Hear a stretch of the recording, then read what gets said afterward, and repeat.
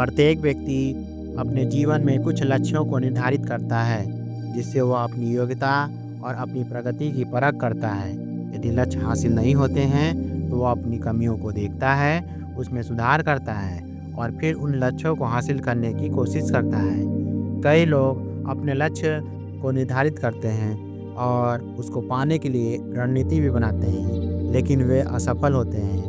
आज हम भगवान बुद्ध से जुड़ी एक प्रेरक घटना के बारे में बता रहे हैं, जिसमें आपके लिए एक संदेश है। भगवान बुद्ध को जब विज्ञान की प्राप्ति हो गई, तो फिर वे संसार को उन विज्ञान से अवलोकित करने निकल पड़े। भगवान बुद्ध किसी गांव में जीवन के विभिन्न आयामों पर प्रतिदिन व्याख्यान देते। उनके प्रवचनों में जीवन का सार छिपा रहता। उनकी बातों को लोग बहुत ही गौर से सुनते। एक व्यक्ति बिना नागा किए उनके व्याख्यान सुनता।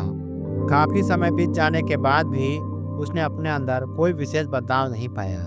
इससे परेशान होकर वह एक दिन बुद्ध के पास गया और बोला कि वह लंबे समय से एक अच्छा इंसान बनने के लिए उनके प्रवचनों को सुनता रहा है, लेकिन इससे उसे कोई विशेष लाभ नहीं हुआ। वह एक अच्छा इंसान नहीं बन पाया, उसमें कोई बदलाव नहीं आया। उसकी बातों को सुनकर बुद्ध मुस्कुराए। उन्होंने उसके सामने उसके गांव का नाम, वहां तक की दूरी, वह वहां कैसे जाता है आदि प्रश्नों की झड़ी लगा दी। जब बुद्ध ने उससे कहा कि क्या वह यहाँ से बैठे बैठे अपने गांव पहुंच जाएगा, तो वह झुंझला गया। उसने कहा कि ऐसा तो बिल्कुल भी संभव नहीं, उसे वहां तक पहुंचने के लिए पैदल चलकर जाना ही होगा। इस पर भगवान बुद्ध ने कहा कि अब आपको अपने प्रश्न का उत्तर मिल गया होगा। यदि आपको अपने गांव का रास्ता पता है, लेकिन इस जानकारी को व्यवहार में लाए बिना वहां तक नहीं पहुंचा जा सकता, उसी प्रकार यदि आपके पास एक ज्ञान है और आप उसको अपने जीवन में अमल में लाए बिना एक बढ़िया इंसान नहीं बन सकते। एक ज्ञान को अपने व्यवहार में लाना आवश्यक है। इसके लिए आपको दृढ़ निश्चय के साथ निरंतर प्रयास करना होगा।